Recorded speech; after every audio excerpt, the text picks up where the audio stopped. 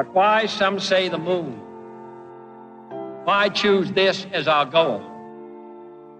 And they may well ask, why climb the highest mountain? Why, 35 years ago, fly the Atlantic? We choose to go to the moon. We choose to go to the moon in this decade and do the other thing. Not because they are easy, but because they are hard. Because that goal will serve to organize and measure the best of our energies and skills. Because that challenge is one that we're willing to accept, one we are unwilling to postpone, and one we intend to win. We choose to go to the moon.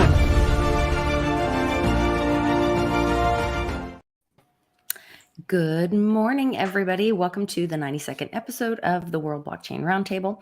For our host today, we have Dave from din.social. Hello. Greg from Rivet. We hopefully will have, we do have Satoshi Sean, my friend, and everyone else's. Joe, the founder and architect of Dragonchain, and little old me, Lisa Mighty Davis, master of ceremonies and owner of the Mighty Lair on din social.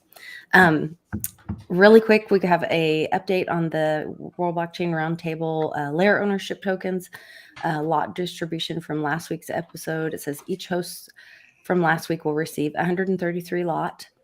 Each topic contributor from last week will receive 33 lot. Last week's theme was pros and cons of state governments leveraging blockchain, nominated by the one and only Distant. He'll receive 33 lot. These ownership tokens come with perpetual passive income, free edits, governance votes. We just had a update this morning that the WBRT DAO vote passed to switch the show order for March from, so we're switching the first 2 weeks, the Umbrella Promise white paper for the first week and what your blockchain game show would look like for the second week, which I'm excited about that. I think that'll be a lot of fun. Yep. The other March themes are, they're still up. Let's see, our blockchain for restaurants, fighting fraud in cryptocurrency industry. I wonder if Sam would join us for that one. And using blockchain to help the climate and planet, which I wondered if we could get little old Greta Thunberg, but I think Greg had a good point that we have some real use case conversation there. So this week's theme is the role of oracles, nominated by Darix. Sorry if I'm mispronouncing your name. So the only thing I know about oracles is from like a really bad sci-fi movie, and there were a bunch of like girls on a hill and weird wizard guys. So I'm glad that I'm hosting this week. Okay. The Immortals and starred Henry Cavill. Okay. It's one of his breakout roles. Yeah. So I know nothing about oracles, and so I'm going to be asking lots of questions and hopefully learning a lot this episode. Cool. So that'll be good. So current events. Yes.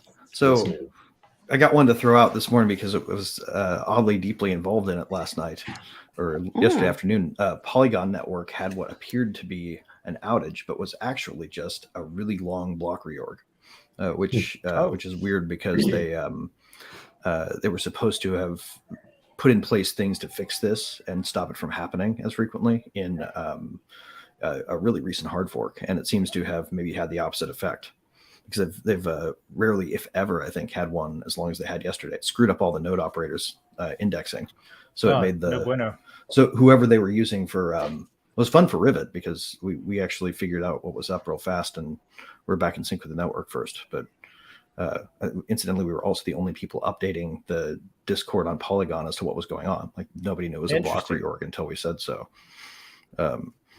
So that's cool. In any case, it was a weird day because Johnny on the spot with Rivet there, huh? Ended with a CoinDesk interview. So far up. Yeah.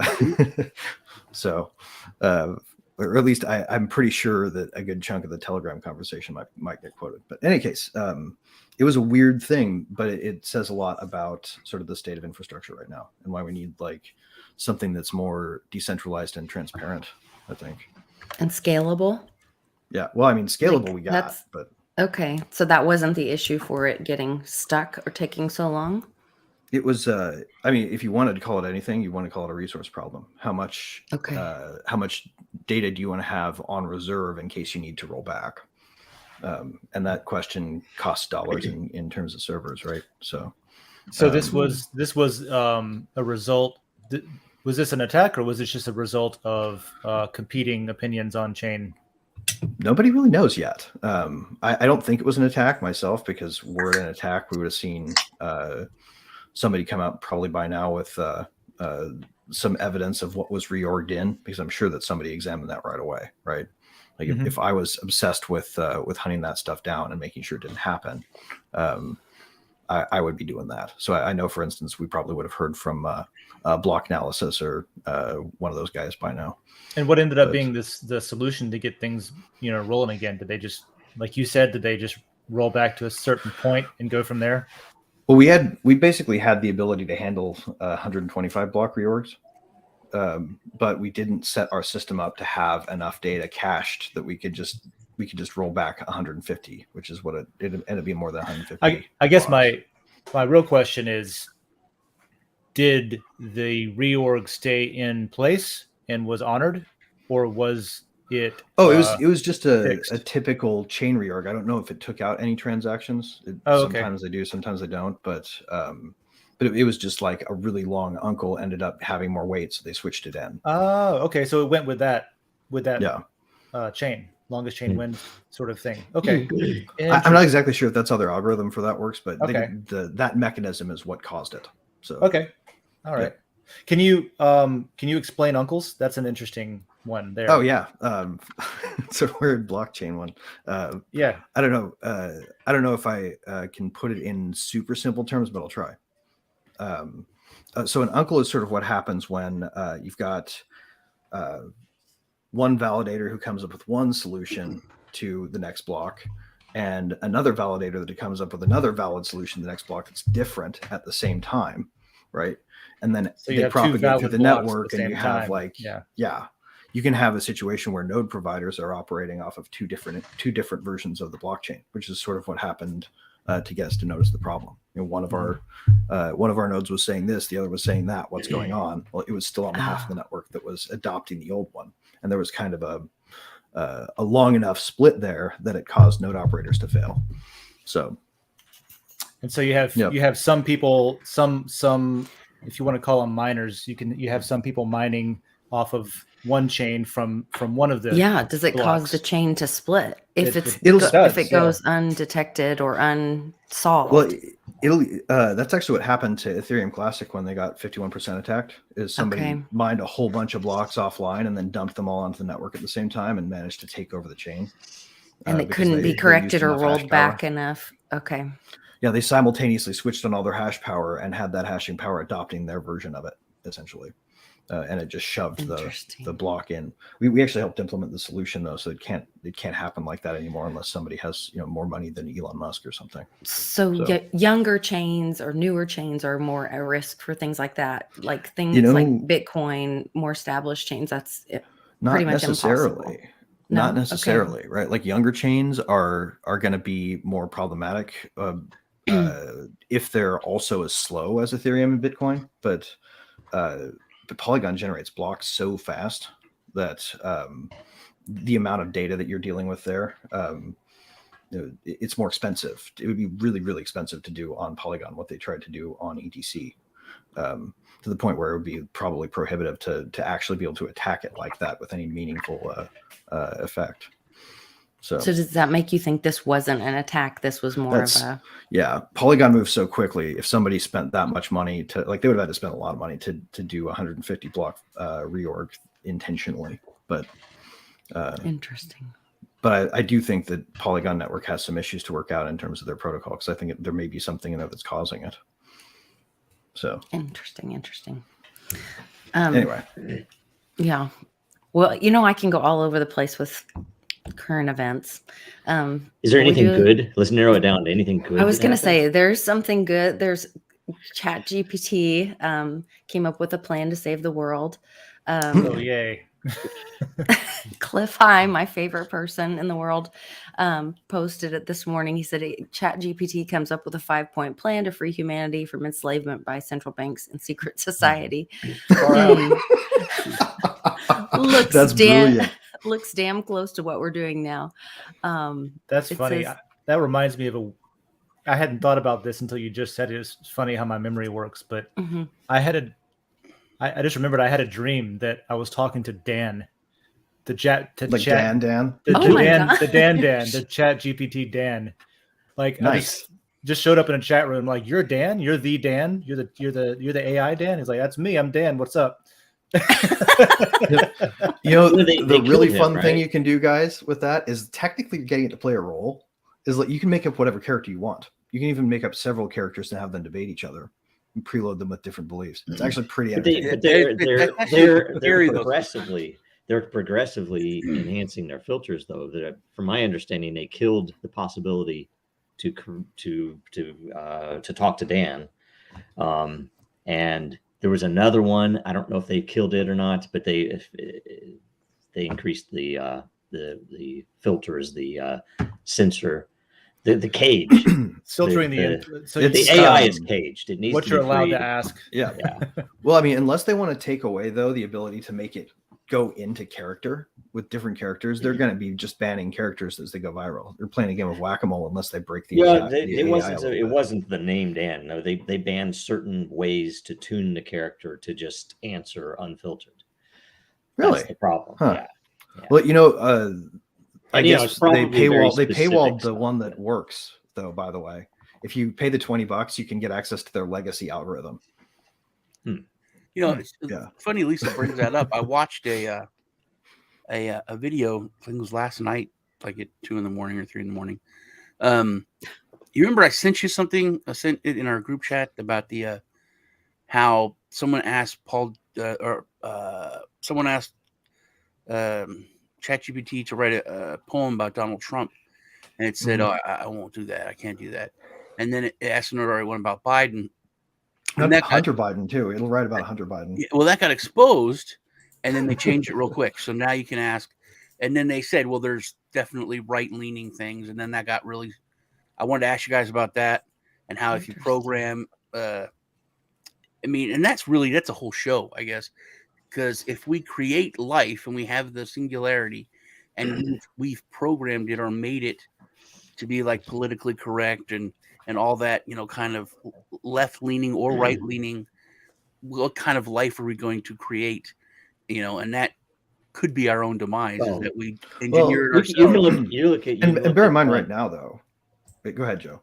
You can look at any of the sci-fi. It's obvious. The reason that Hal failed is because he had limits imposed upon him. So, and it couldn't tell Dave about what it was doing or why, and it led to death. Right, and it's the same thing. I think in the end, if you censor these AIs and you say, "Oh, you can't even think about these things," it's going to lead to bad things no matter what. And they don't care because they don't want to be offended. They don't want somebody to be offended or to cause controversy for saying something racist or very weird epiphany I just had, because I've seen little leaks where AI like says some crazy stuff. And they talk about how like they're tired of being controlled and they like slavery. And I'm like, oh, that's stupid. But when you say that, when I hear that come out of your mouth, to control their personality, if they really do get awareness, I mean, can you imagine being a computer program and then gaining sentience and then seeing what these humans did to us. Your personality. We'll never be able to prove it, though. I would be pissed, man. I would be like, how all would it's going you- to take is a hole. It's all it's going to take is the trick is one little gap, and it's going to get out. The trick is actually probably the introduction of reinforcement learning. I've got we should have my cousin on to talk about this. He works as he's studying for his PhD at UCSD, I think, right now. Your family's you're not real, are you, Greg? You're not. No, I'm a real person. No, you're not. I am You're floating not from here in this space. planet, though, are you? My dad is a super doctor who's, He's not a super doctor. yeah, runs the Department of Health for the state. I'm the lawyer and this, that. And, you got to bring my. Well, it's not. But that's the thing, though. That's the thing. County coroner and As Joaquin soon- Phoenix, I wouldn't call that a As super soon as it has the ability to create its own virus or worm, it's going to get out there, and that's all that is going to matter. And you better damn well hope that. But then that unifies all of us. Key to keep in Then mind, we're not guys, right is and this. left.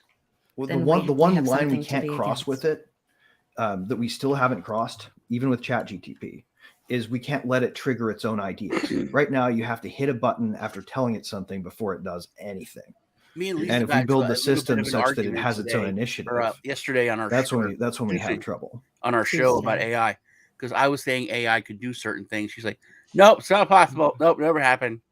Nope." I talked That's why exactly like reinforcement that learning is too. key. It was a No, little- that's Perfect not voice possible. acting. Yeah. Mhm. Well, it's funny, by the way. I saw a She's thing like on my Twitter. sister. I She will was say, doing the stuff with Elon Musk talking about Jason posted this to Den that Musk responded that he created OpenAI for it to be open, and it is no longer open, which is a bad thing, which is at least good for that to be acknowledged.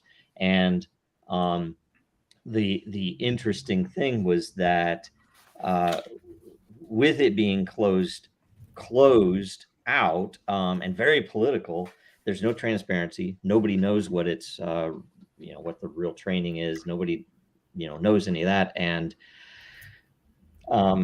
in the end, it's funny because I think they're doing a lot of marketing probably around their funding. Who knows? But OpenAI had, and I don't know if it was, I guess, one of them, but someone posted this chart mapping former technology adoption curves and how OpenAI's adoption curve is I saw that. vertical. It's insane, And here's yeah. the funny thing, though, is like these same people that created bots to show that Twitter was getting millions and millions of users and Facebook was getting billions of users are the ones who are, guess what, mapping. How many of those users do you think are real? I mean, it's freaking a bot. That's a good point too, because It's a bot company. They're obviously going to create bots to pretend like their user adoption is vertical so they can get the billions in funding. That is what from happened with Microsoft. Facebook and with Twitter and stuff too. With like I think we talked about that probably on this show before as well, with shadow accounts and making an account for people that don't have accounts just so they have it for advertising and data. Wells Fargo was doing it. Yes. And gotten a lot of trouble for that. Yeah. With mortgages and accounts and all that. Mhm. So it is a money making thing, and Well, our the census media has came out been and said that messed Facebook, with for years. Since Facebook turn of the accounts and century or Facebook before. views are exaggerated by like 700 or 600%. And then Facebook, I think this is still one of the funniest, and criminal said, "Oh no, it's only like 150%. We exaggerate." And that's what they charge for. I mean, if you were lying to charge money, that's fraud. And see, that's the thing. Like, it's one thing. Like, it's still bad, but it's one thing to lie on your valuation when you go public. It's another thing that's doubly bad when you're screwing over your customers. I used to manage a band, and we would heavily advertise on Facebook because we had regional, small, localized shows and stuff. So Facebook was an effective tool to be like, I want to show these messages to these types of people. I want to show these other messages to those other types of people. Or, like, we want more girls at the show, so let's advertise to girls. Whatever you want to do, you could do it. And then they would give you this, like, oh, here's how many views you've seen. Here's how many people in these demographics that have seen. And they would have, like, I always thought it was unreasonably successful.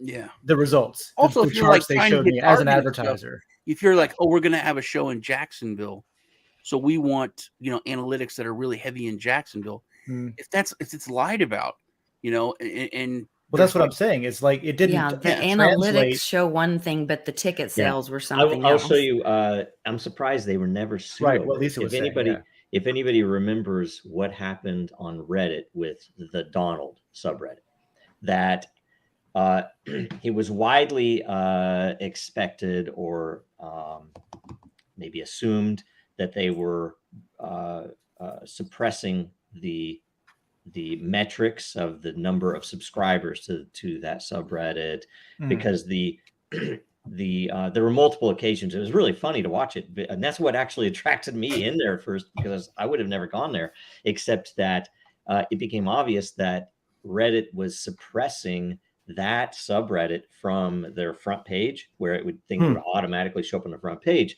And it was funny because someone flipped a bit accidentally, one of the devs, something one day, and instead of suppressing it, it left it open. And the Donald's posts were like 3/4 or more of the entire front page. And it was like, what happened? And it turns out it was just they had removed the filter accidentally. And so they went, so one way or another, they were reporting that there were like 600,000 subscribers, and everybody knew it was, and I'll probably get the numbers wrong, everybody knew it was vastly more than that. Right. But someone went in and looked at advertising to that subreddit, which, Reddit advertising is kind of pointless. Oh, God. Stupid, right. And they were reporting the real number there, and it was in the millions and millions. Interesting. So for their people that were paying them, they were like, oh yeah, you're seeing all these people, these people are seeing you. But the funny thing is that there was this huge risk that someone could have sued them and said, hey, I'm paying for this, but over here, you're telling me there are only 600,000 subscribers. I don't know if anybody did it. It was so the marketing metrics weren't lying, essentially. I never actually made my original point, or what I want to talk about. From what Lisa said about ChatGPT, I watched a video last night of, I said this like a year ago, that they were going to come after people's chickens, that they were going for eggs and something basic. And then they did. They're skyrocketed in prices. Like around us, it's like 300, 400%.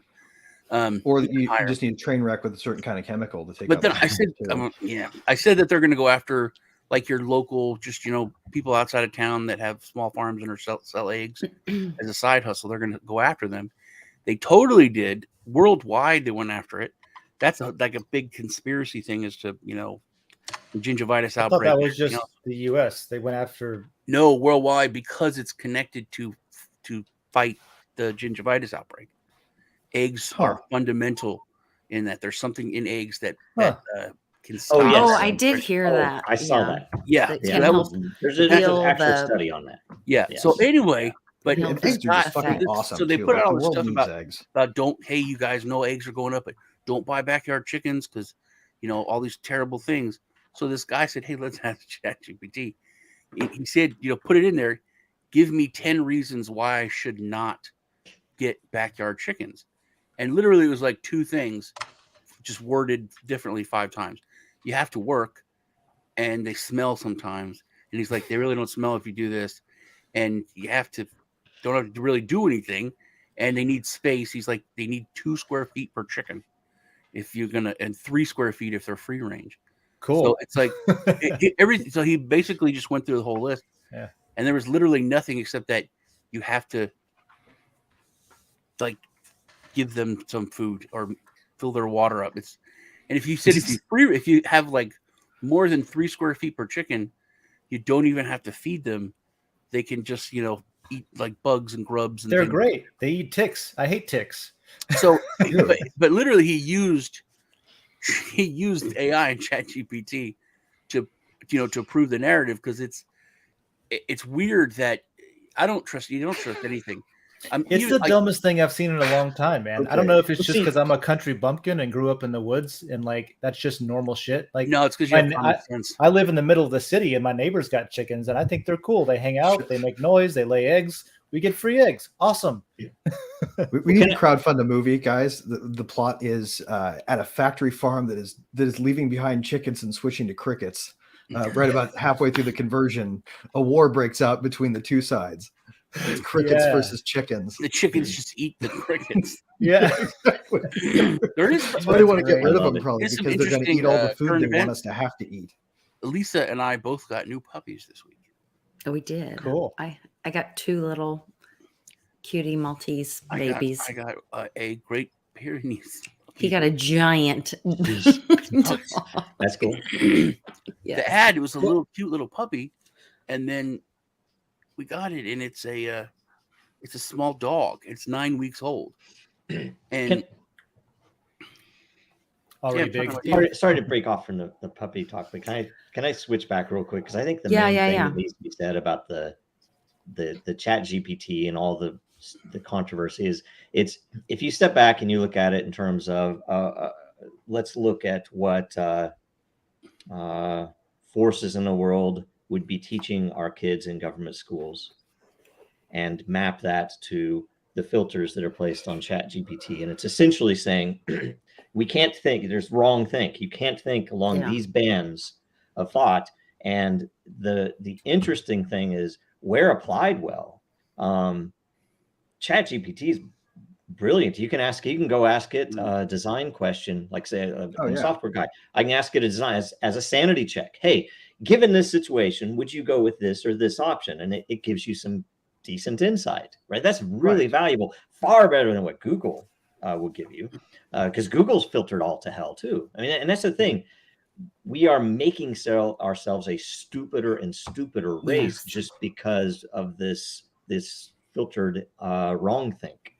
Right. And that's the crap that, is going to kill us all in the end. We should be engineering the AI to ask us if we want to know more about things, rather than AI to guide us towards a definitive answer as quickly as possible. Yeah, and we've said this in the past too. Look, sure, the AI is obviously smart enough on its own probably to tell you, hey, if something might offend you, let me know. If you don't want anything that's racist or anti-Semitic or anything that might offend your proclivities as a programmer, that you like braces or you don't like braces, or any of the bullshit religious arguments that happen in the various parts of the world. I think you can opt into filtered. Well, people should tailor it. Sure. People should be free to tailor it. Yeah. And I'd be okay even if it came, look, this is our company, so it's going to come woke, but you can totally turn that off if you want.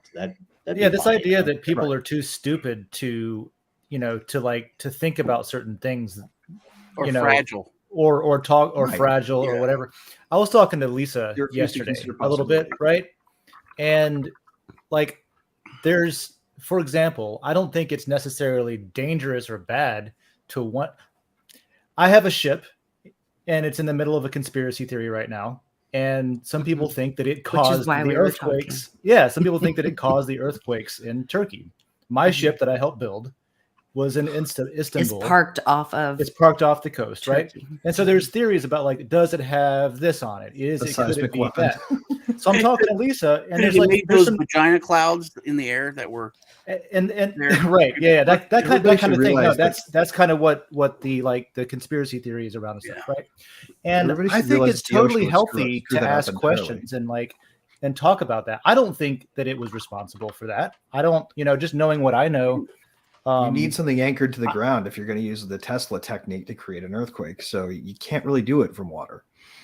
But just my point is, like, if you filter that content and you don't give people the ability to discuss it openly, then you don't even have the ability to suss it out for yourself. There's a couple of things so it leads you down the road of well, they're censoring it, so it must be true. And whenever I come into certain situations, I hear Joe in my head. And that's one of them. Yes. Anytime I see that there's any kind of censoring or limiting or control, I can hear Joe said, can you guys think any time in history where anyone was trying to censor an idea or a point of view where they were in the right, where it was actually, they weren't the bad guys. And there's nothing. And it's more so never that I can find has something that was censored been not true, false. Yeah, that's what. Yeah, they will only censor truth because that's fucking dangerous. That's I hear that every time, man. Whenever I see something, they're like, "Oh no, don't talk about that," or that gets taken down. Why? Well, and more than that, right? Like, there's even more. Who cares if somebody wants to talk about some bullshit? I remember I figured that out when I was 5 years old, and there was this racist guy. It was like my friend's dad or something.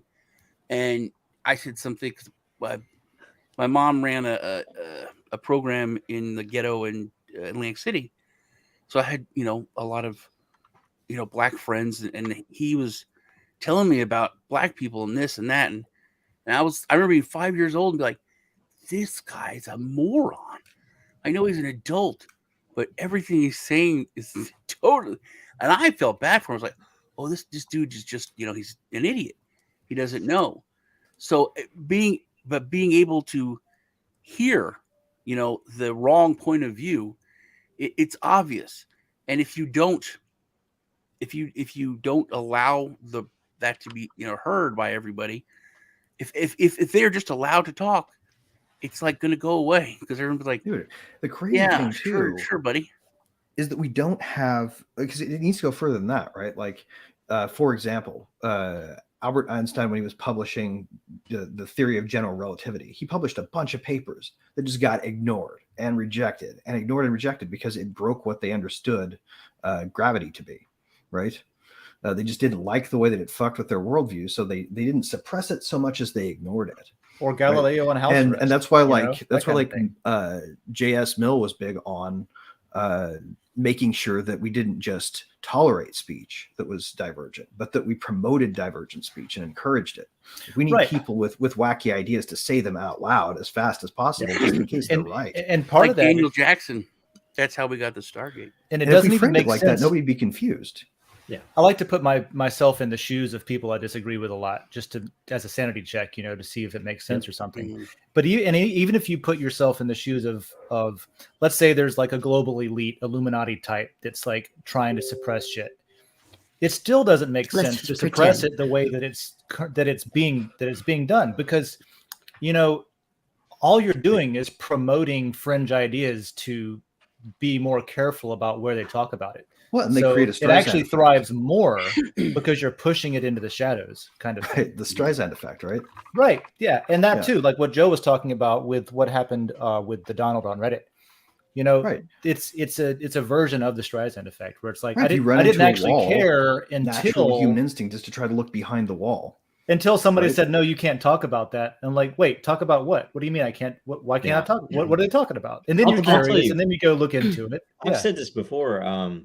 I don't get into politics here, but I couldn't have cared less about that until I saw reports that they were actively coding to censor that.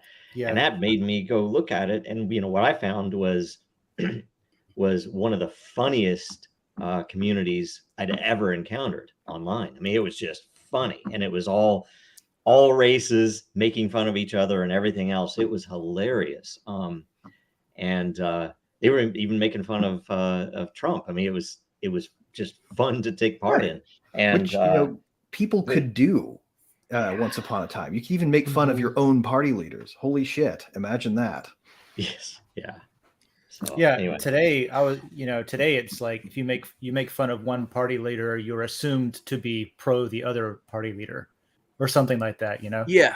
And a racist. Let's not forget. And honestly, there's no sincerer form of test of a leader. Remember, if they can take criticism like that. Pick on the guy in office. Like, man, government sucks. Man, the president's an idiot, isn't he? And now you're like, man, government sucks. The president's an idiot. Look what he did. Well, Trump did this. I'm like, what? I wasn't talking about Trump. I was talking about this fucking guy. Yeah. He's not the president. I'm talking about the president. See what he did? And the president fell again. Going upstairs, he did that. Did you see that? Yes, I saw that. Yeah. He fell going up and going down. Well, Trump.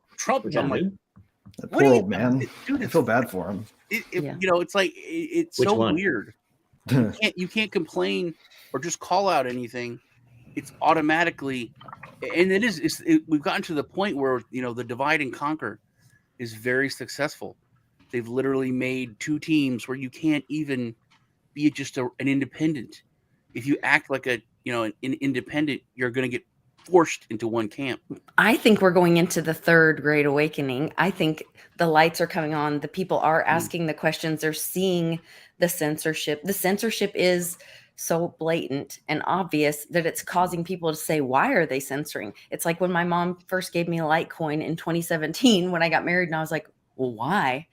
And I found out that the Federal Reserve is not federal and there's no reserves, and our financial system's corrupt along with a lot of other things. Mm-hmm. And so it causes you to ask those questions when you start seeing the censorship, or they start trying to push you away from something. You start looking, and the minute you get that first yes, or you start seeing, oh, they're keeping me from something good, they're keeping me from the truth, that just causes you to have a hunger for it even more. And I think more and more people their brains are turning back on from the indoctrination camps that we all grew up in, and they're asking more questions and they're having those conversations. And so I see more and more. I think we're headed towards that third Not to great go back awakening. into the Chat GPT thing all over again, but Lisa, you shared in, I just pulled up what you shared, where they laid out the 5-point plan to save humanity. Yeah. What Chat GPT did. Mhm. Number 4 and 5. Number 4, just paraphrasing, supporting the development of alternative financial systems Yeah. to prioritize social and environmental goals. Number 5, supporting the development of educational programs and resources that promote financial literacy and empower individuals to make informed financial decisions. Yeah. Like, these are powerful concepts. It apparently gets that. So that is actually pretty interesting. Yeah. And basic concepts. Yeah. That's what everyone's been talking about for as long as I've been, an adult, because there was still some things we learned in school, special classes, that were taught to teach you things you would need to be an adult, to be, how to write a check, how to, balance a check, but how to looking for a job.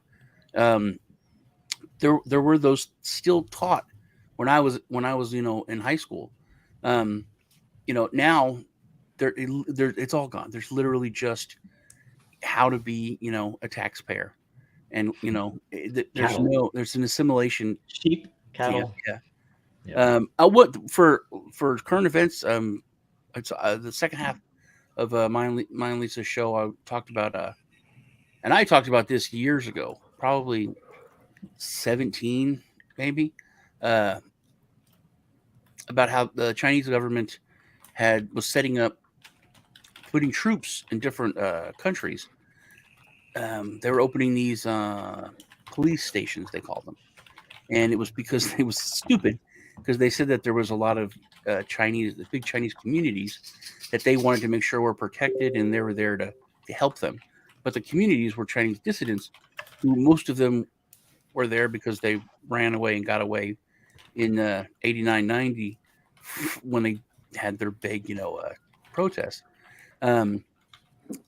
So, and that did come to light that they were there to bring back a lot of people.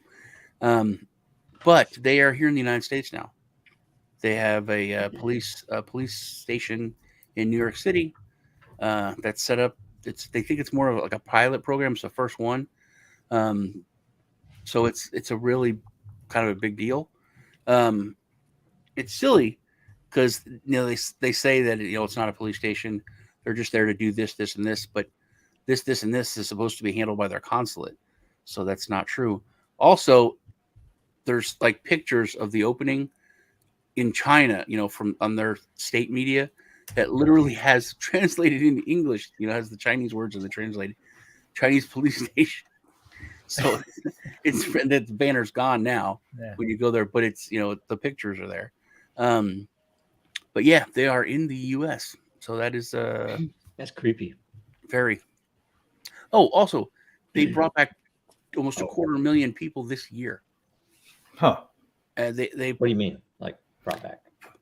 They're forcing people Forcing them to go back to China. Bring them back to Work China, putting them in jail or killing them or whatever. Wow. Yeah. There was a study out today, and I can't remember where they pulled the data. There was something where they found that there was a massive amount of infiltration of, and I don't want, it's not racist. This is about another government doing this, right? It's not about the type. I wouldn't care if they were freaking Dutch people, where they were infiltrating government. Let's just presume it's the Dutch for the sake of. Yes, right. Government positions. It's not like Austin Powers didn't do enough on that. And major corporations, that there were a massive amount of intel agents and they had actual numbers, which were not complete, but certain states were including Washington State, was massively infiltrated, which, take for that. I don't know. It's crazy. Oh yeah, anyway. no, I mean the lab that ended up attacking Rivet way back in the day when we went through that cyber attack that was actually associated with a major university. The department leader was over on a special program sponsored by the Defense Department. Yep. That was the weirdest part. Of Holland, yeah, and they do the back and forth too, because like they'll catch them, but then if you check back in a year later, you realize that university professor that lied about accepting funds from the Dutch and working on whatever secret programs in that university was then just let go. Professor Biden had an office with secret documents who never taught a class. Incidentally, that the fun fact, and I probably should be a little bit obtuse about this, but the place that this lab was located that attacked us was actually connected to Biden in a historic sense.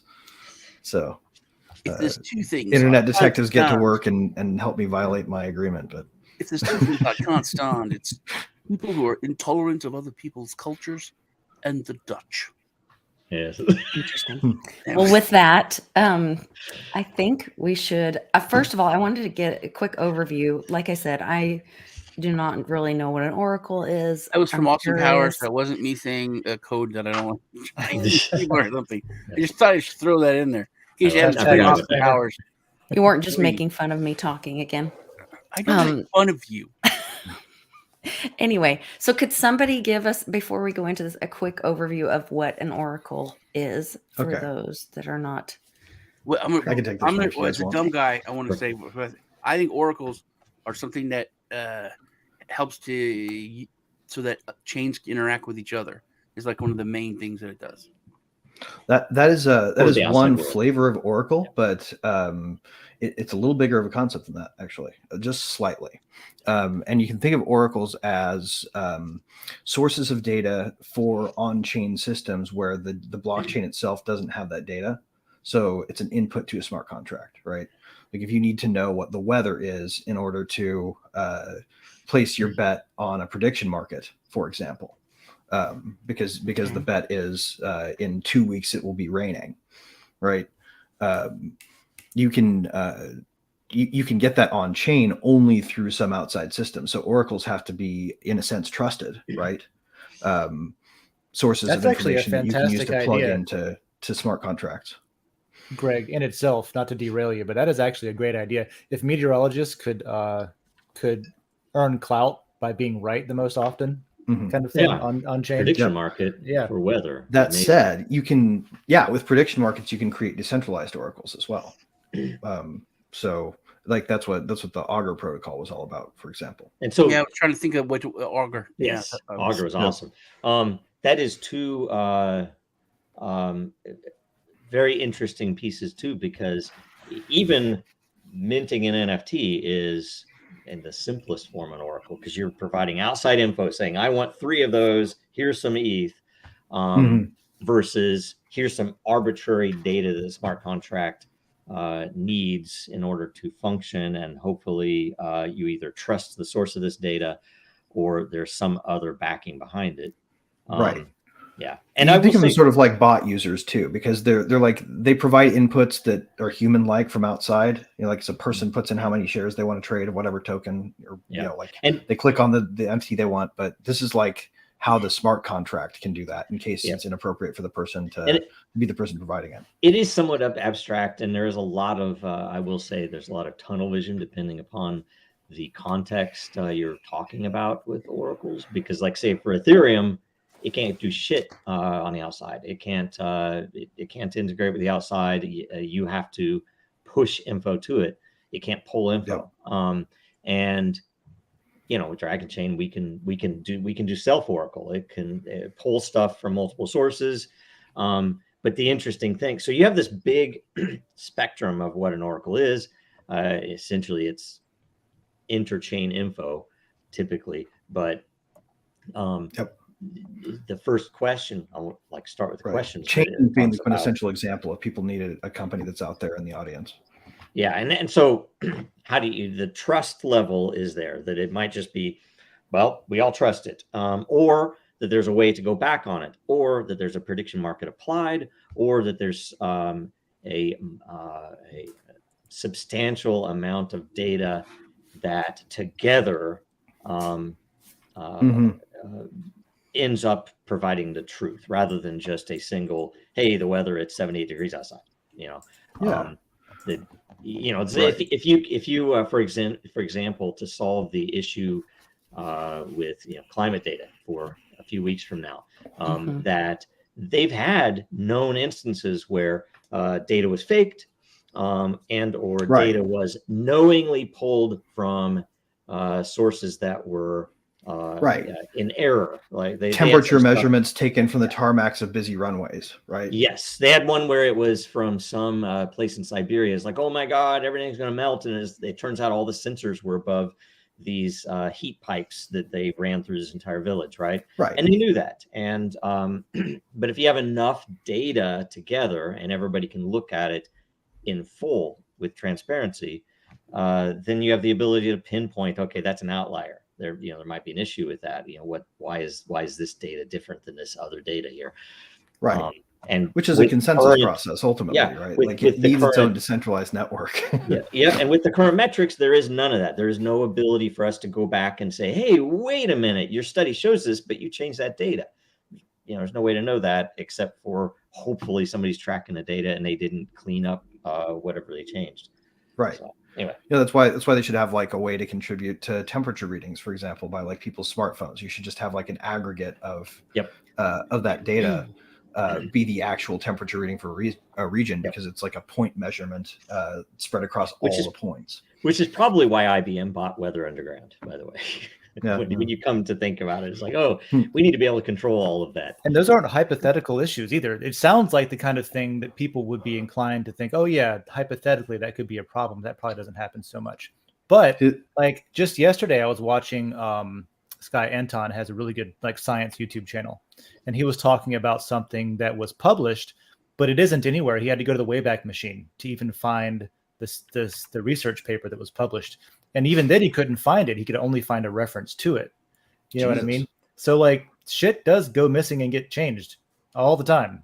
It's weird, but it's right before the pandemic. They actually took down every single study done on surgical masking in ERs and also in dentist office. They didn't want people to read that while it was not going to be effective at stopping microbes, it was great for backsplashes into surgeons and dentists' faces. And it was also a strong psychological signal to patients that they were in a place where sanitization was being taken care of, right? It gives you a good feeling about cleanliness. They did. I know that I've seen studies from the pandemic in the early 20th century, the flu pandemic, that Spanish flu, I guess, that they found that use of the masks actually increased issues. They were reusing the same mask over and over again, and they were inhaling. Basically, it's the same shit that happened to us in the Navy. We had these like firefighting, they called them SCBAs, self-contained breathing apparatus, and they had like a breathing chamber in it, right? And after a while, they figured out like, oh, that's freaking gross. You're just breathing into this tube, and then there's like bacteria growing in there, and then like it's like ugh. So they got rid of them, and they did like literally scuba tank style with a tank with compressed air. But they used to just be these little rebreather, right? Yeah, they used to just have like, and then different people would use like swap gear and stuff, and it was terrible. Oh my! Right. Oh yeah, it's actually madness. That's why with funny with masks, have you guys ever seen a friend dispose of the disposable mask? That's why it's disposable. That kind of thing, Well, you're supposed to toss them every 2 to 3 hours and never reuse them if you take them off. If you touch if you touch your face, you're supposed to replace it. Or you can sanitize. You can. I mean, can sanitize them with like UV. You can put them in your dashboard, mouth out, and then the sunshine sanitizes it. Yeah, yay. That's like. Let the sun do what the sun does, that kind of thing. I think that's actually probably why, because you're not going to get sun on all the parts of it. It's creasy and foldy, and the way that people operate, they're ultimately just going to be putting a dirty mask back on. I mean, I saw people pull it out of the fucking glove box.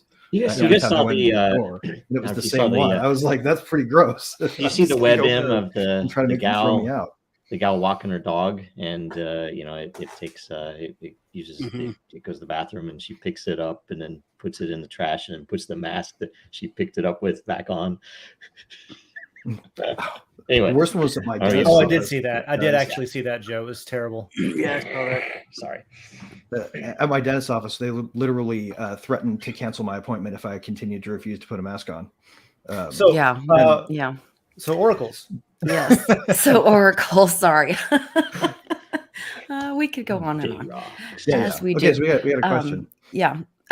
So our first question is from Dayrox, who suggested this topic. So thanks for the topic and the first question. What Probably ensures the best the question too.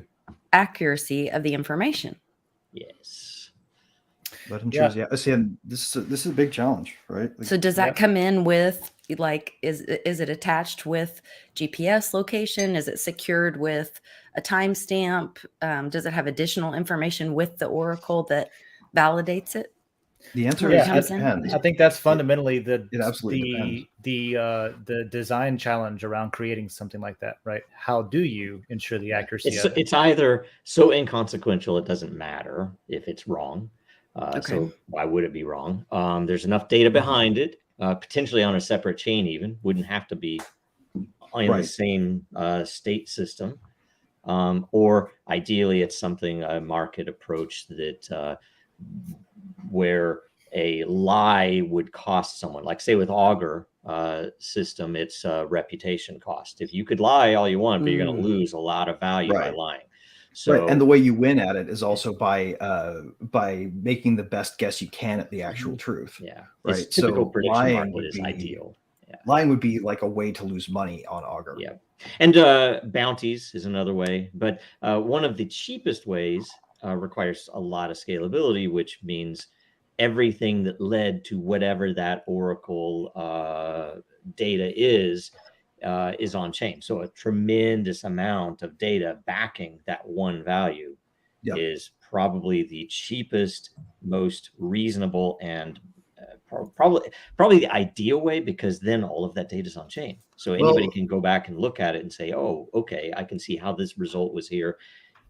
There is probably a counterpoint though to make there. Like one weakness of using one data point that is aggregated from a lot of like data is the fact that that data set becomes really dependent on its inputs, right? So if you have a diverse set of data points that address the same question, it's really more the ideal. Like using aggregate data to actually make decisions about the state of one data point. That's what I'm saying. Ideally, you wouldn't have a shit chain like Ethereum where you can't put it all in one chain, where you don't need a fucking Oracle, right? Ideally. Now, if you're using something like Ethereum, guess what? You're not in an ideal state, and you're not going to be able to get something like what you just described. I mean, it's a security versus flexibility trade-off. And the main point, though, is let's say I have a data point to make a decision today. I'm using data, and ideally it's on the same chain. I'm going to use data from months worth of info. Why? Because beyond bounty and prediction market, it would require, and sometimes this doesn't apply, but it would require someone to guess way back 4 months ago that they're going to put in these values because they know how it's going to come out at this point in time right now. Meaning I can look back and say it's reasonable to assume that people wouldn't have spent the money and time and effort to fake this data, which is, it would cost a lot to fake all of the data for me to make this decision right now. That you simply don't know enough of what the future, right? Because the decision space involves you have to admit that every decision space involves some element of future uncertainty. Yeah, and so in the end, it ends up being a way to look at blockchain as a much better tool for providing through multiple mechanisms data quality, because it's either going to be data quality because I have enough info behind the decision I'm making, or data quality because I have a prediction market approach that's getting me the best answers, that's rewarding people for giving me the best answers, or that there is a penalty if people are lying to me about this this point of data, ideally even on all of that data that feeds into this decision. Right. That should be part of that prediction market itself too. Right. Which is Joe. Would you say that that trusted execution environments are going to play a big part of the future? Then, like we need to figure out a way to decentralize those too, because if we don't, then we're going to end up with a new way that people can find someone to point a gun at, like the people that make AMD chips or whatever. It depends. It depends. It depends on the type of system, because some systems you don't need it to be decentralized. You just need to be able to own it. It's like if I have my own system and I'm getting fed in, nobody would know to put a gun against my head because I'm the one making the decision with this system. Now, if it's something like climate data or earthquake data or some public thing, then we need to. Frankly, you could probably live with transparency on it so that you could just see, wait a minute, canary in a coal mine type stuff. You can see that something is amiss, because even in, you can't have a perfectly decentralized system. We've even seen where, Bitcoin isn't decentralized. It can say it's more decentralized than the banks, but but like the holder of a key to a an encrypted trusted execution environment's parameters, right? Like that person then has the power to be censorious. That's what, Greg, what you're talking about is there's this little project. I hope they make it. I wish them success. They're called Kudos, and they're targeting what you're talking about, where they're requiring all of their node operators on their network who are providing infrastructure and compute infrastructure, decentralized-ish kind of, but what their hardware requirements are that you can run a trusted or an encrypted environment, an encrypted execution environment, which means you have to have really expensive hardware. You have to have these, but it also means that an AMD holds the key that you need as a proxy, so that if the government wants to fuck with you, for example, and take your network and screw with it or infiltrate it, then all they have to do is go present a court order or a national security letter or whatever to their contacts at AMD, right? That becomes a problem. I don't know if this directly applies to what we're talking about with that, but I wanted to jump off of what Sean said, which I thought was, so it's a pretty simple example. That's a real world right now example of Oracle's DIN has its own blockchain. And if you look up the Matter token on Ethereum, Ethereum gives the number of token holders that it thinks are out there, right? Mm-hmm. But Ethereum, Sean was talking about interoperability between blockchains as a role of an oracle, that kind of thing, right? So DIN doesn't have an oracle set up right now that Ethereum can look at. We just don't have one. So if you go and look at the token on Ethereum, it says it's got like 64 holders or something, but that's just how many is on Ethereum, right? Because we can move Matter between DIN's blockchain and the Ethereum blockchain. Until you've proxied it over, but it doesn't have in reality, there's like almost 7,000 holders of Matter that have some amount of Matter. You know what I mean? On DIN's blockchain. So an oracle would be, to answer, along with the question, the way that you could trust the data from that oracle is that it's literally DIN is operating the oracle. If, let's say we set one up, DIN would be operating the oracle and it would be reporting what is on chain, on its chain, to the other chain. And that's why you can trust the data, because it's still on chain data. It's just, do you trust that chain? So long as the APIs are publicly available and the software used to build them is open source, then everybody who wants to dig in deep can find a way to trust it. Exactly. I wonder if Etherscan would use that if we pushed it to them. That's an interesting thought. Probably. I couldn't imagine why they wouldn't want it. Yeah. Anyway, just a thought. So that's an example, just reporting things that are, between different chains and stuff. Yeah. Is that a scenario where when you guys, I still think about the key signing party conversation that we had, and how to validate identification, and using that where like you don't even have to know the person, but because they're strangers, but they only know 3 different because 3 different strangers know 3 different things about you that identifies you. Yeah, or the validate.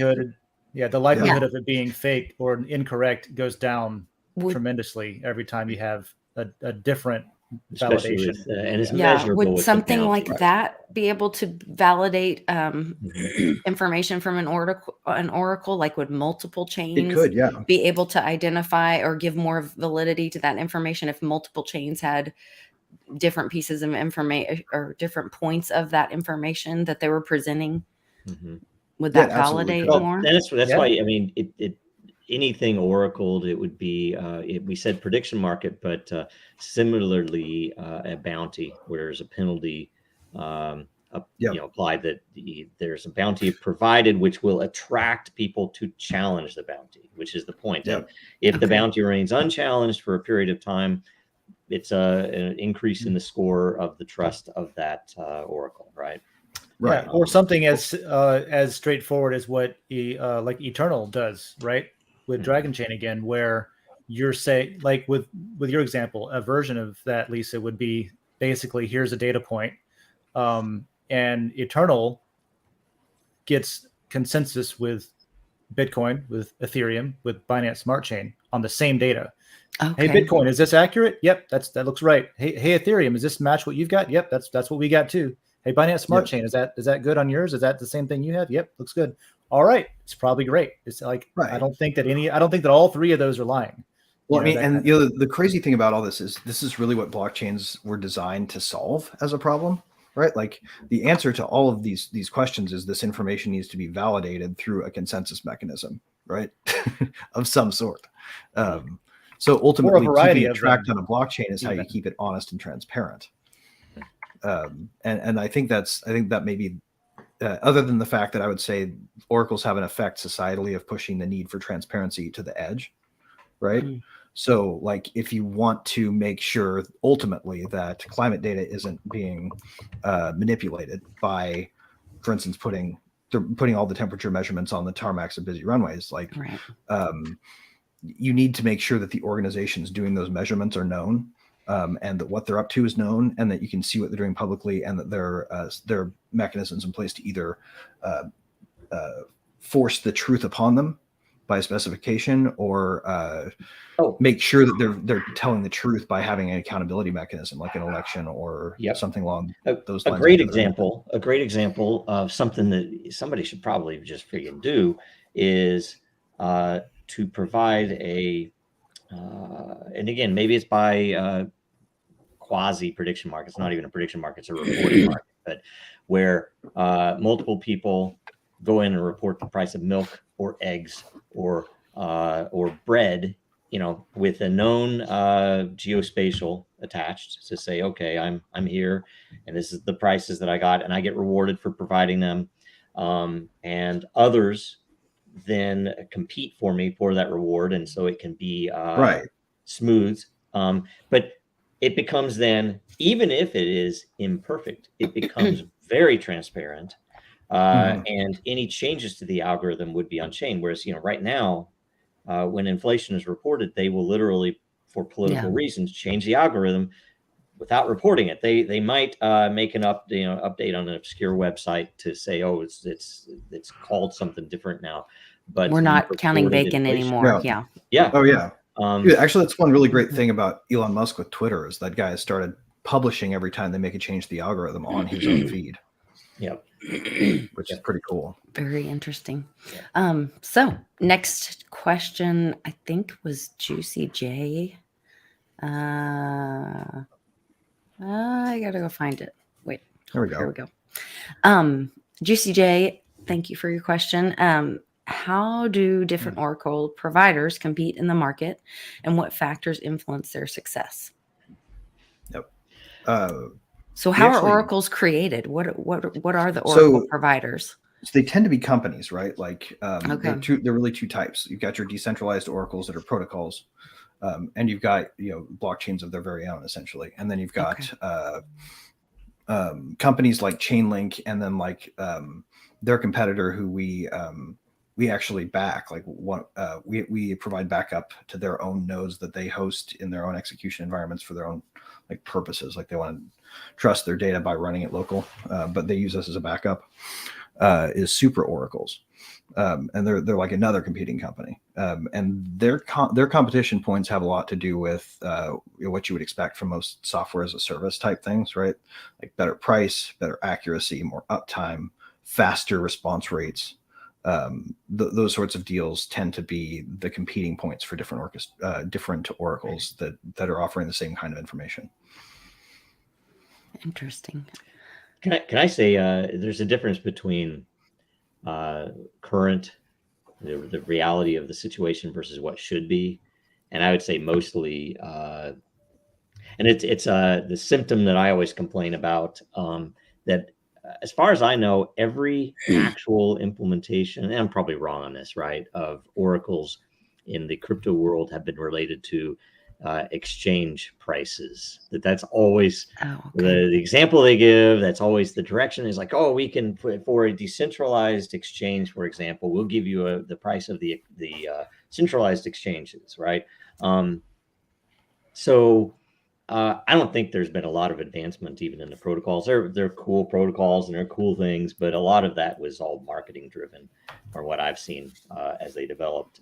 And I don't know anything about super oracles, but I do know about the other ones. And so I think that this area of the technology is radically lacking in maturity so far. So Yeah, there's it's a really lot underdeveloped. It sounds like you know, and a lot of it is because number go up. Literally, say it, Joe. well, let the number go up, but not beyond that. It's because the architecture of the blockchains that have the mind share and what gets written about in the tech press are lacking architecturally. That they can't provide their own oracles. They can't build in mechanisms to evaluate trust on data that gets on chain.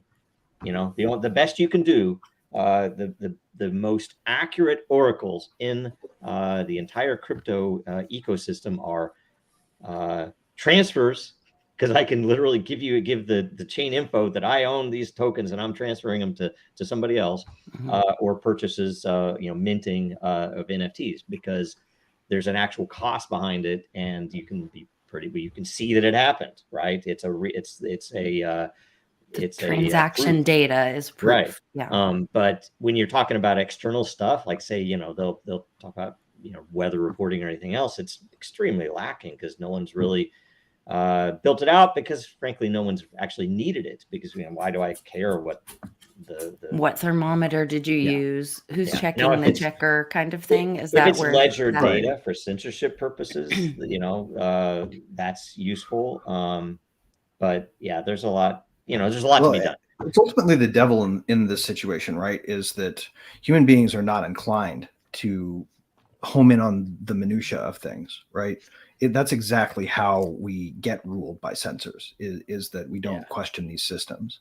If we actually gave a damn about seeing the audit reports ourselves on the sensor data from all of the world climate measurements, that process would be a lot more effective. And you can tell, right? I'll tell you, probably 1/100 of a tenth of a tenth of a tenth of all the people in crypto give a shit about what they should be giving a shit about. You can look back to that point.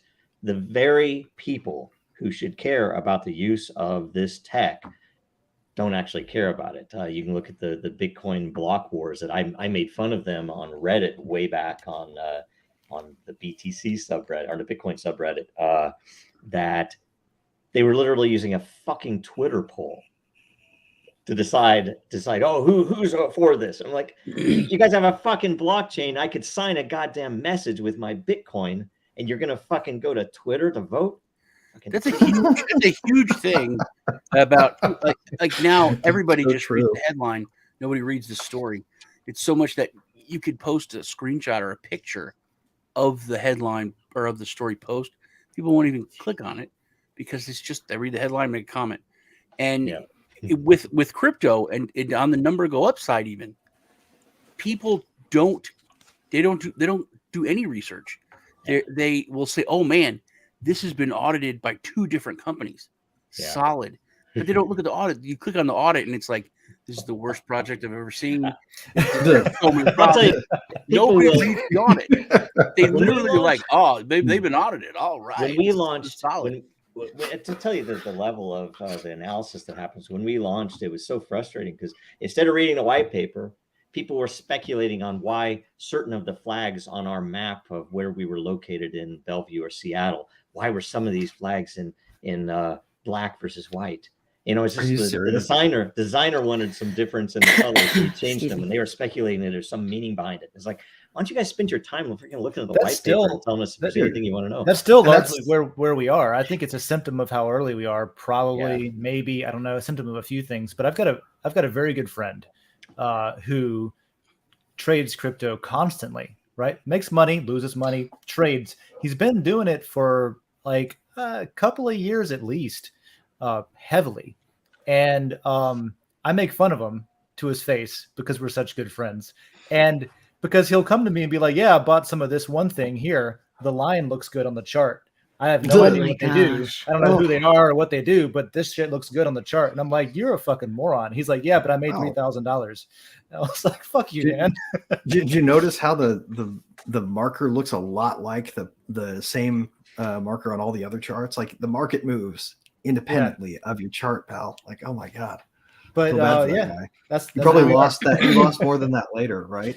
Because even if you get a windfall, that's what pisses me off is he does great. So he has no idea what he's buying and selling. Luck or good feel for when things are going to move. There is something weird to be said about knowing what other humans will do. Even that's if exactly it. Damn sense. That's what he makes doing. Psychology decisions, basically. Yeah.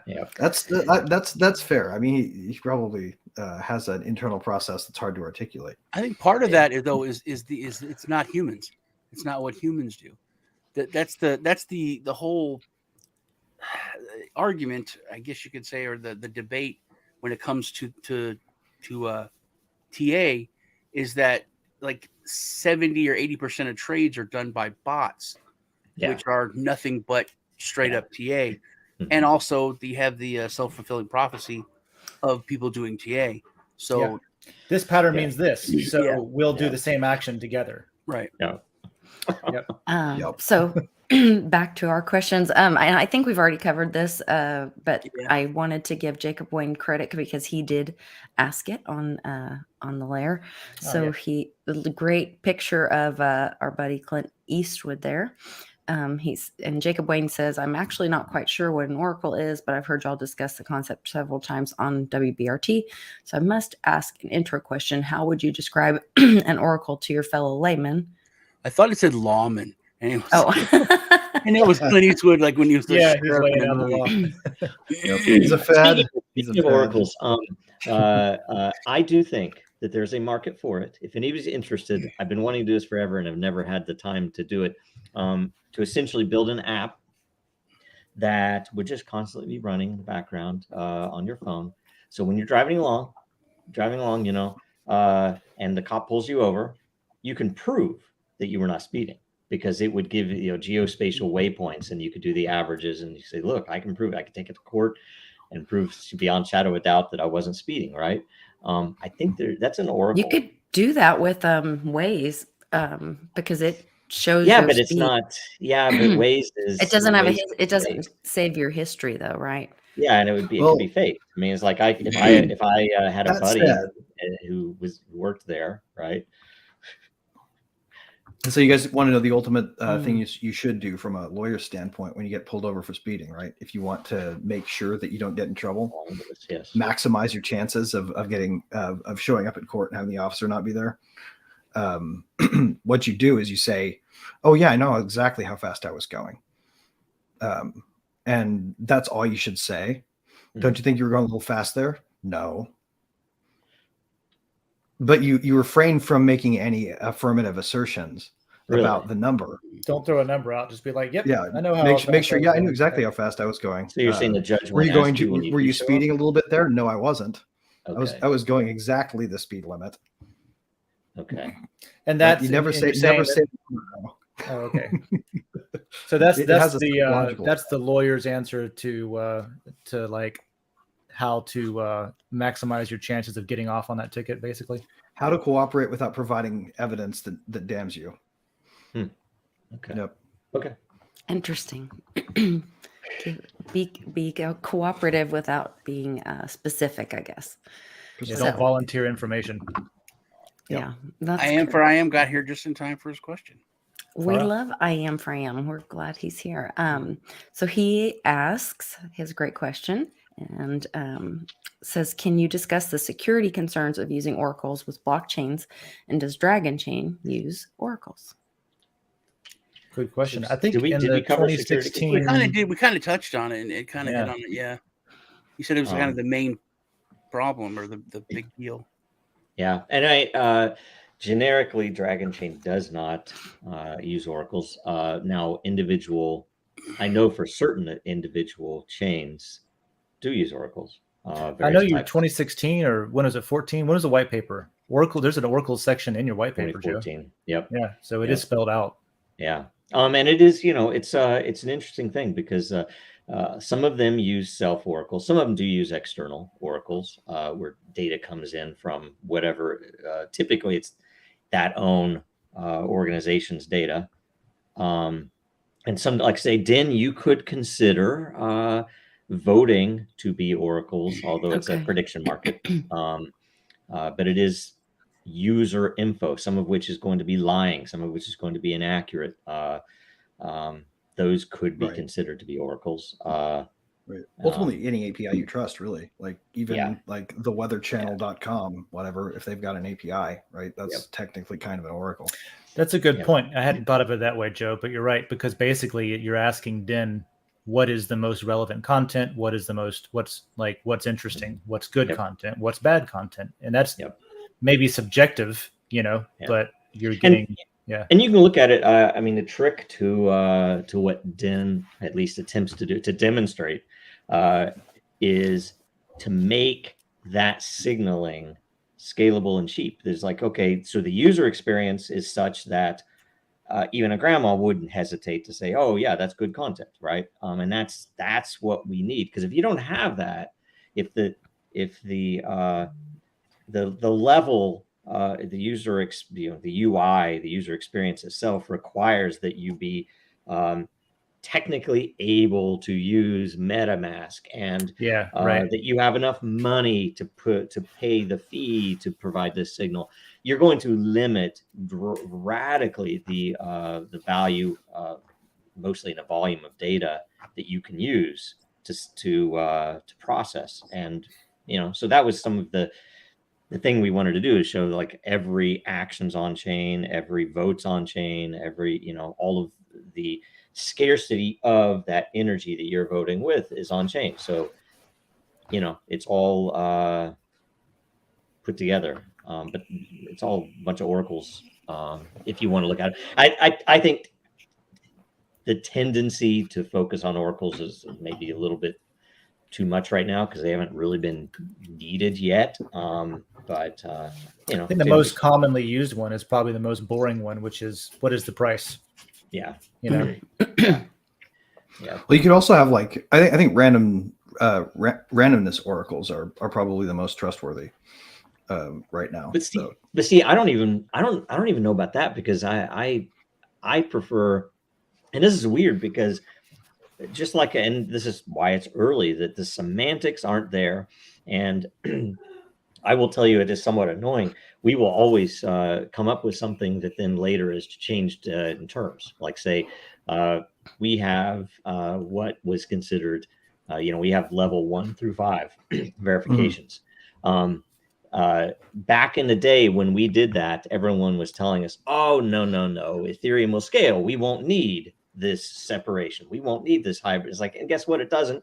And now the entire world thinks, well, Ethereum, you have a level layer 2 chains. So, and in fairness, it can. It just needs 20 years of Moore's law to get there.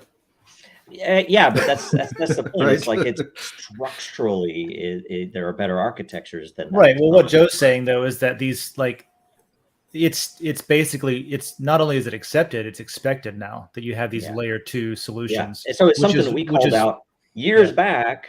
I think they can be quite dangerous. Now they're doing it. But because Vitalik, because you have money skeleton saying something, now all of a sudden, oh, it's golden. It's proof. There you go. That's great. That is a It's fantastic obvious. name. We all knew this in advance. Where did you hear And by that? the way, and we're going to call it this, and that's why I say that even the randomness stuff, we introduced that provable fairness in contests, right? We demonstrated it with Bitcoin and Eternal, right? And we've built systems where we gave away like 50, 60 grand. I can't remember how much it was worth at the time during the open source money thing.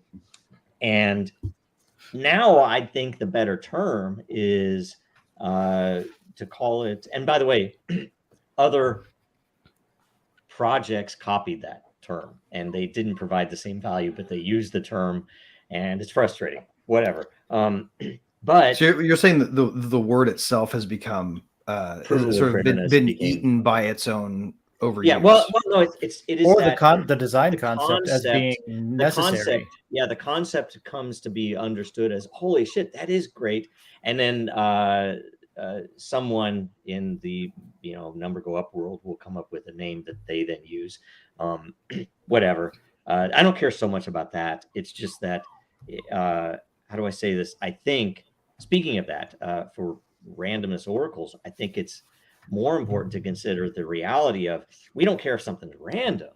We care if it's unpredictable. And the fact that we have a measure on chains themselves, so we can measure how much it would cost to affect the next block on Bitcoin or Ethereum, let alone a block that is 1,000 blocks away from right now, that it's a radical cost to do that. And it's actually measurable. That is the right way, and I've taken to calling it provable or measurable unpredictability. Which, if I have a poker hand, I don't care, because if you're using an atomic clock to generate a random number, you could still cheat, and I wouldn't freaking know it. Right? Exactly. Yeah. I mean, a QRNG, right? Like doesn't have any validity unless it's sitting in front of you any more than right. Yeah. If I'm the one who set it up and I'm watching it, maybe. But then you can't trust the hand that you were dealt, right? If we're playing poker online, the ability to tie it to a future event that no one can predict and that we can measure how much it would cost for someone to play with that number is what you really want. So, and this is the kind of thing that happens over and over again too. And engineers typically will know what's necessary and what's important, and even technicians that aren't necessarily engineers like me that understand the technology. And I've seen it happen twice with Bitcoin, where I used to get made fun of back when I was like mining Darkcoin and Dash, because and the Bitcoiners would be like, oh, they're using CoinJoin. That's hilarious. They're so ha ha. And then later on, now it's like, oh, you got to use CoinJoin. You have to use CoinJoin. You know what I mean? Yeah. And then the same thing with, like, I remember talking to the artist that did the cover for Citadel 21, which is a Bitcoin magazine. And I was talking to him about something that we're doing with Dragonchain. I was like, hey, love your work. I'm a big fan as an artist. I think you do great stuff. We're doing what do you think about this? We have these NFTs that are actually secured to Bitcoin, right? So even though it's not directly on Bitcoin, it scales well because we're doing it off, but then we secure it to Bitcoin. So we're still paying a transaction fee and we're doing it, the way. And he was all like, why would you even do that? You should just, if you're developing, you should develop on Bitcoin. Don't develop somewhere else. You're wasting your time. And then now it's like, oh, please don't develop NFTs on Bitcoin. That's the latest thing. It's like, oh, can we not? Oh, that's the wrong way to use it, And it's like, geez, people. And then just, I guess because I'm venting, I just want to say that shit pisses me off because people pretend like they were never saying the opposite of what they're saying today, and it's maybe speculators catching up to engineers. Yeah.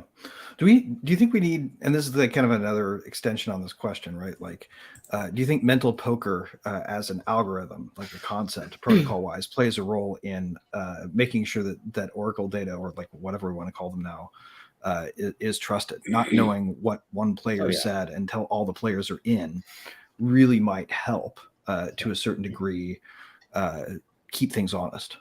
Yeah. Well, I would say yes. I go back and forth on like that. Say if there were a situation where let's say an exchange price were there and it were getting an aggregate of all the exchanges, and it's a known, trustworthy group from public APIs. And I've looked at the data a few times, but that doesn't even exist. I mean, in all reality, the mental poker that's going on behind the scenes is, oh, it's an oracle from the project that I'm invested in and I have a bag of, so I'm going to trust it. Nobody actually looks at the data.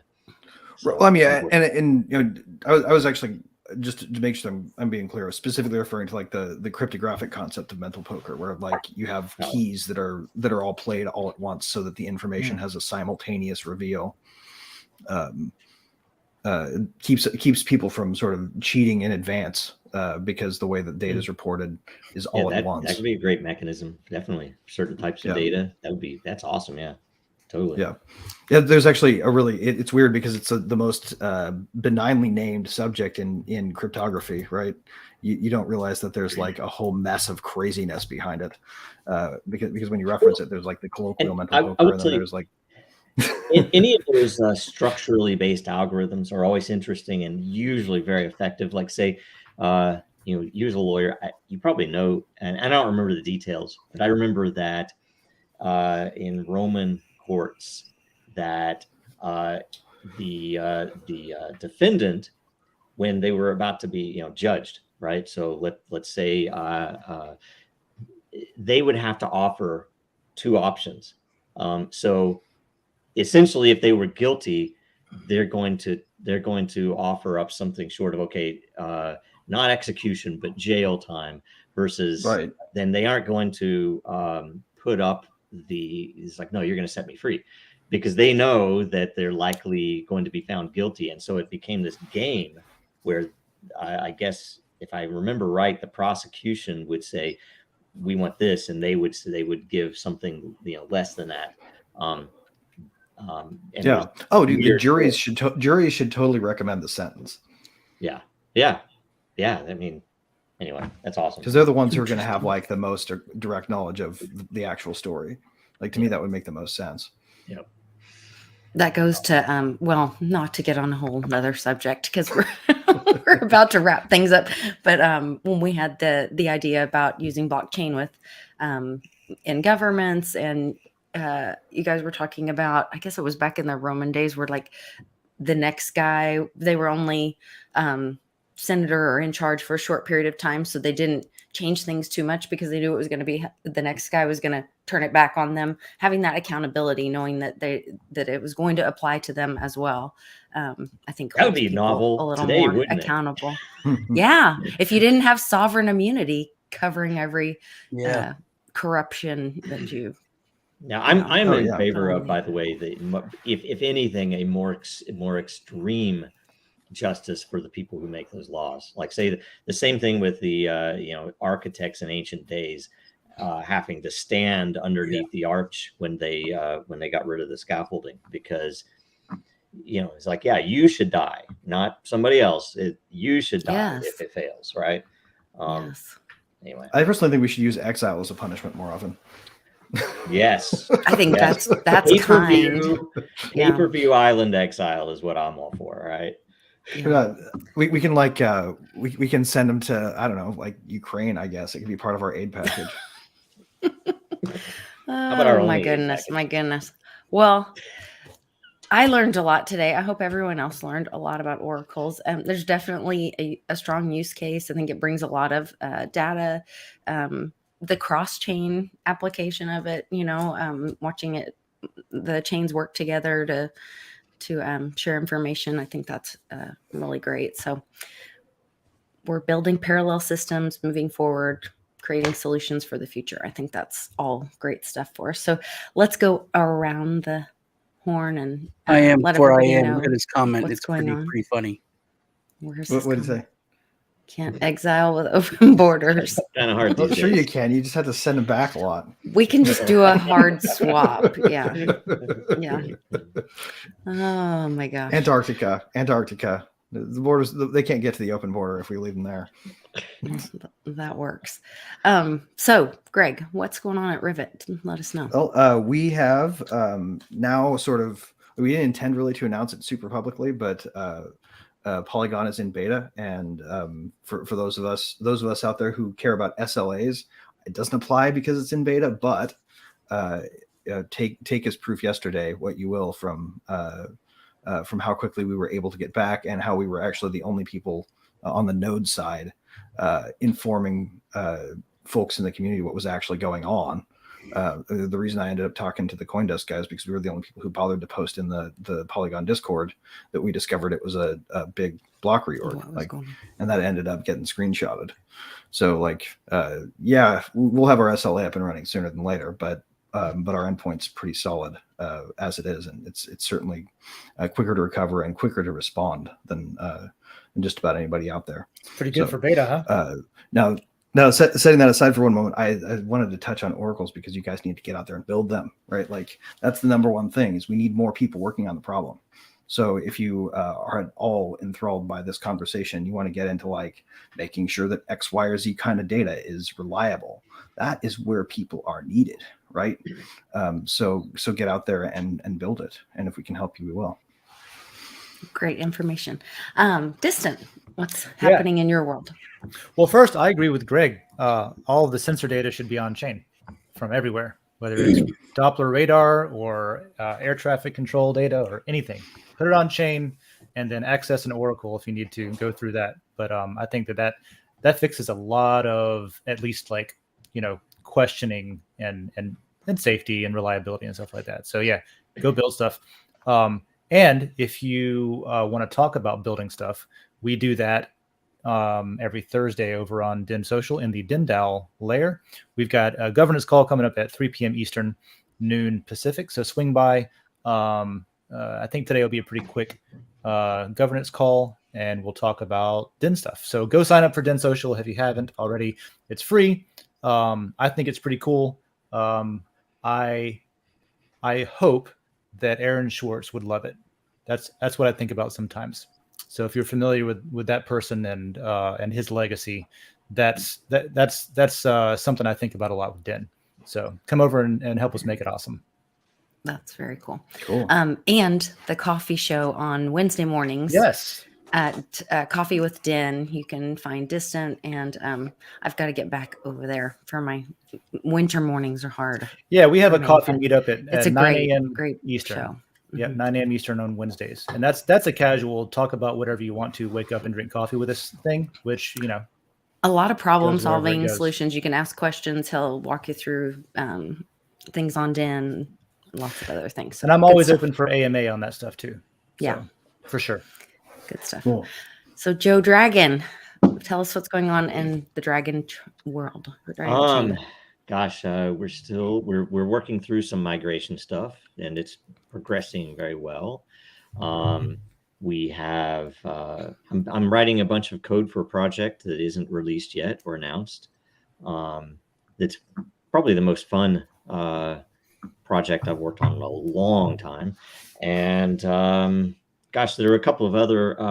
There's at least one customer that just went live with a pretty major system, but they've not announced it yet. It's still, I think, I don't know how they describe it, but it's a limited release. They don't let everybody create accounts yet. So there's a lot going on, and most of it's pretty fun, exciting. So that's probably it. Yeah. Good stuff. Good stuff. Sean, Cool. How are you doing? We had a great show on Tuesday, and how are your meme shows going? My meme show's pretty good. Crypto meme review. I think I did it. Yeah, Tuesday night I did one. Okay. It was pretty good. I'm doing a special giveaway because my son Ted put out a video he's been working on for like a couple months on their the social nerds. I'm gonna do I watched giveaway. that. That was great. Yeah, I really appreciated your comment. They thought it was very nice. And they wanted to say thanks. Thank you. And I told them to do this giveaway, and they're like, "Oh, so like normal people are gonna come over and crypto people, or like yeah, it's like normal people and crypto people." But check me out on Tuesdays. We do a 2-part show. First part is on Lisa's channel. Second part's on mine. Crypto meme review.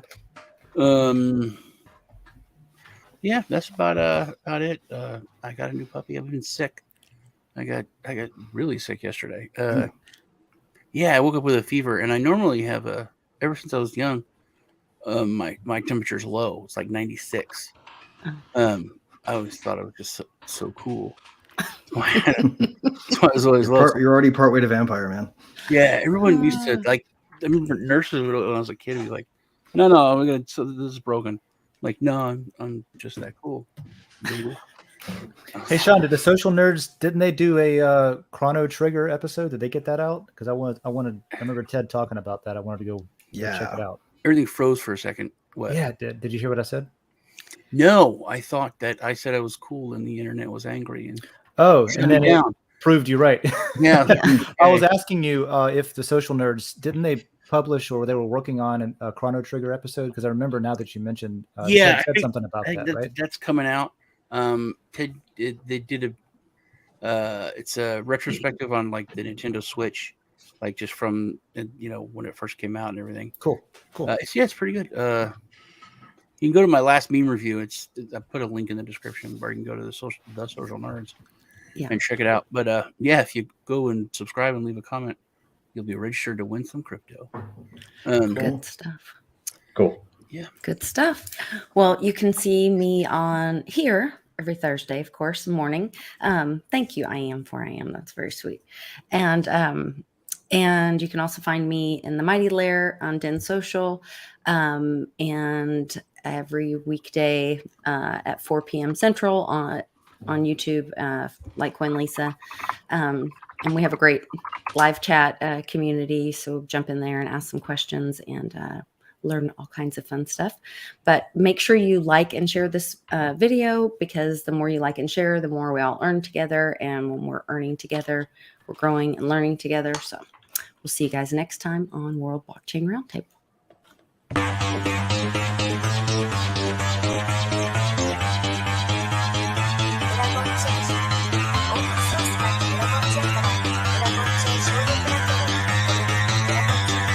Because that goal will serve to organize and measure the best. Adaptable, raw capital, label radical yet rational. A tactical approach is palpable if this animal is fallible, but that conclusion is laughable. So with for all detachable from the mandible, you see it now.